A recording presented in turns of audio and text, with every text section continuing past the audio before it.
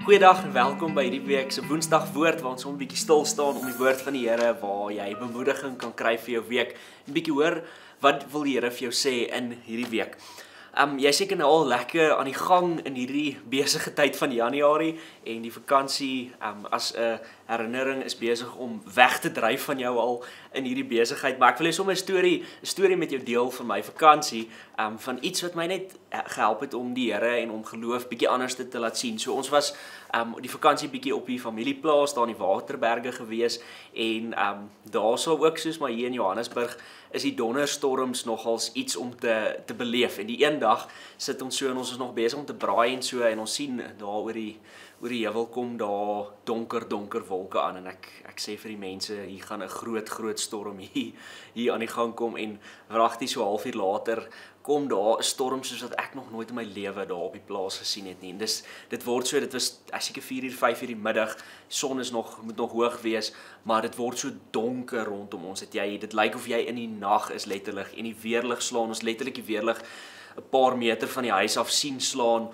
Dis nogals ietsie om te beleef maar ons is almal binne in die huis en dit reën, die weerlig slaan en buite is dit chaos, maar binne die krag het afgegaan want daar in die Waterberge as dit reën en dan gaan die krag ook sommer af daar op die plaas, maar ons het liggies gehad en ons het lekker saam gekuier en lekker geëet. Binne was dit veilig geweest. En toe laat dit my net bietjie dink aan geloof en daai dag toe lees ek ook die volgende teksgedeelte uit Lukas 13 uit wat ek met jou wil deel. Hierso van vers 18 af staan daarop het Jesus gesê: Waaraan is die koninkryk van God gelyk en waarmee sal ek dit vergelyk? Dit is soos 'n mosterdsaadjie wat iemand geneem het en in sy tuin gesaai het. Dit het gegroei en 'n boom geword en die voëls van die hemel het in sy takke kom nes maak. En toe dink ek ook waar Jesus sê dat as jy net geloof het, so klein soos 'n mosterdsaadjie, kan jy berge verskuif. En toe dink ek bietjie aan my geloof en ons geloof in tye waar daar storms is.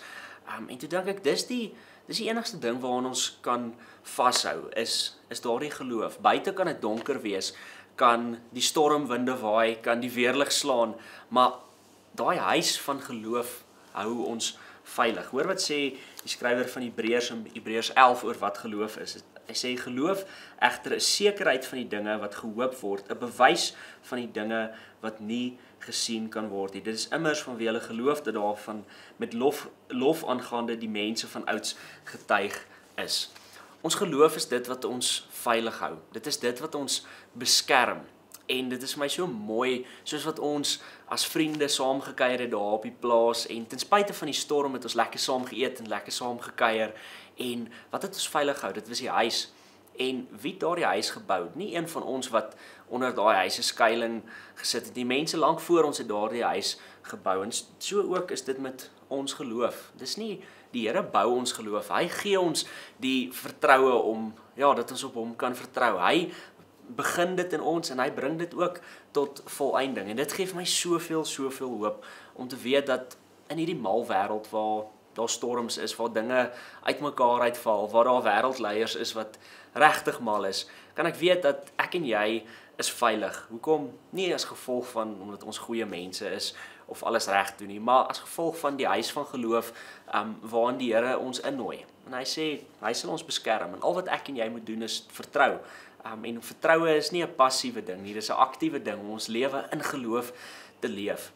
En dis wat die Here vir my gewys het hierdie vakansie deur 'n storm en ek hoop ook dat dit vir jou sommer 'n bietjie bemoediging bring in hierdie tyd. Maak nie saak wat gebeur nie.